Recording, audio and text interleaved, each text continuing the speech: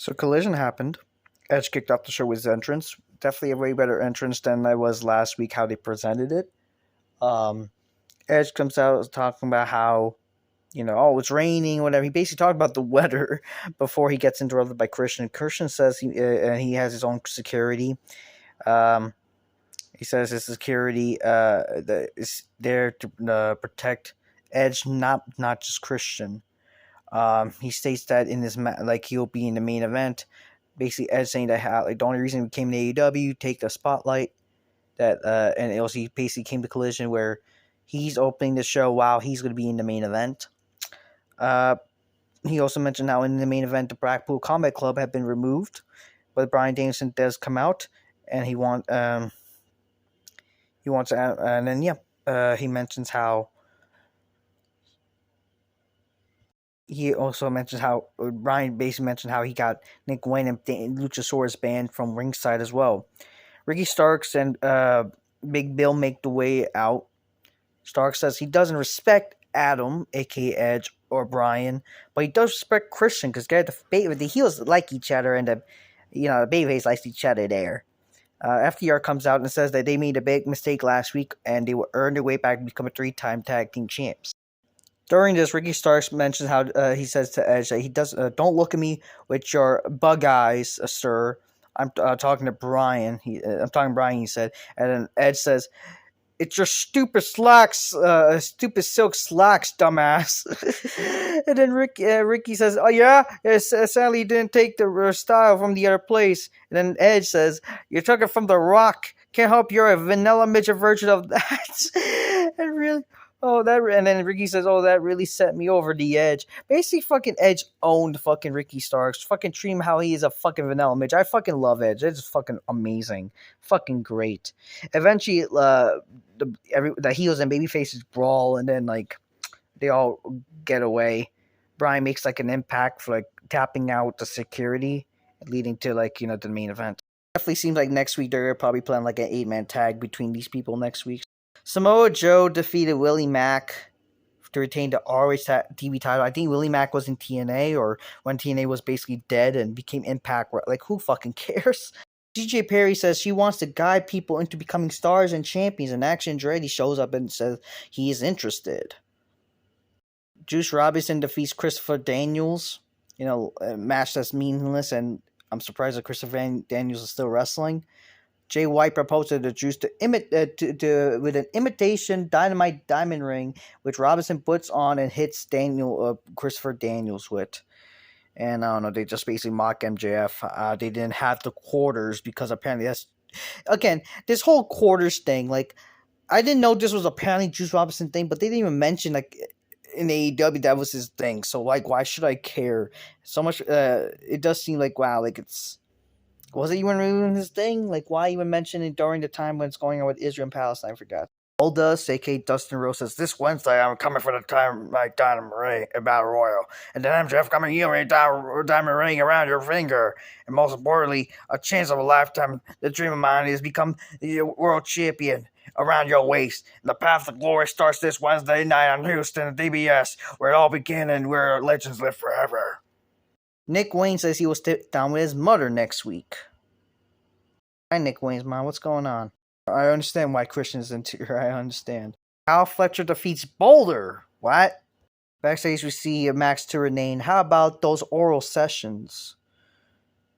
And she's disgusted. Chris Stanlander defeats Sky Blue, become the TBS shapeshift. Why Sky Blue? What the what? Why is she trying to look unattractive as all hell for some reason? So much for her fucking ass, right? I mean, it doesn't help that she has a weird face anyway, so whatever. Kyle Fletcher's challenged Kenny Omega for a match at Dynamite for some reason. We see a vignette for Rush and whatever.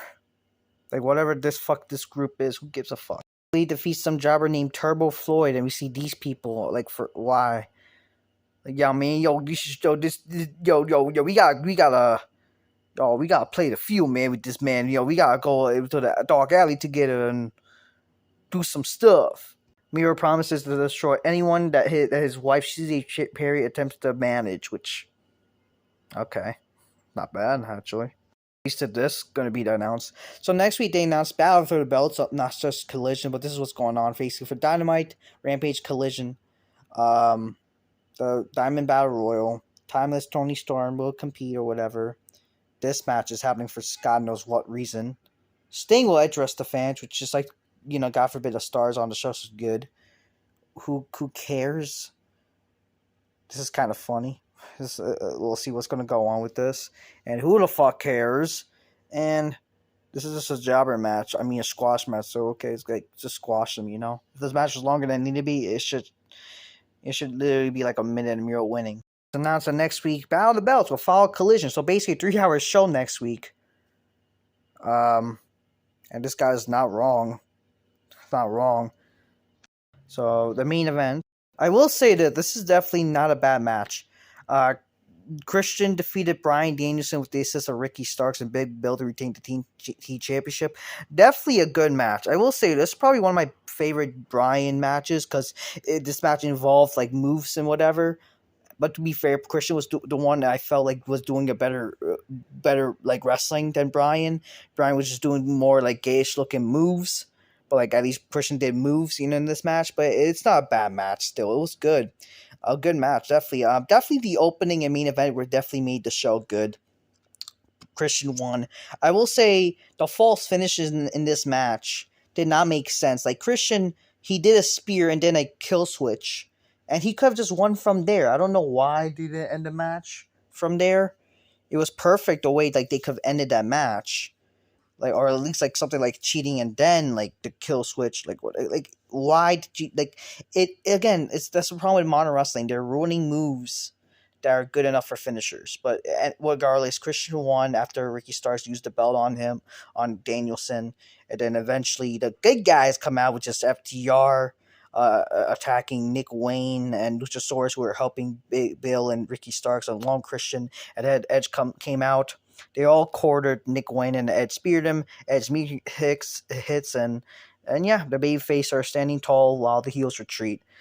I like it. I like the main event. I like how they opened the show. Definitely like Edge fucking owning Ricky Starks. It was fucking great. And I like the main event. So definitely the opening main event. If this show was literally like an hour and it was like just that, it would probably one of the best collisions I've ever seen. But again, there were jobber shit that still happens. So unfortunately, the show wasn't great. It was pretty boring for most part. But definitely the opening main event was good. So that's all I will say. I'm just keeping real. Get your games closed magnificently. By Mr. Bitches go, oh shit. Edge fucking rules. Even though it's just a darn shame. Whenever he makes his entrance, he doesn't go to the other side because there's barely anyone there to the camera side.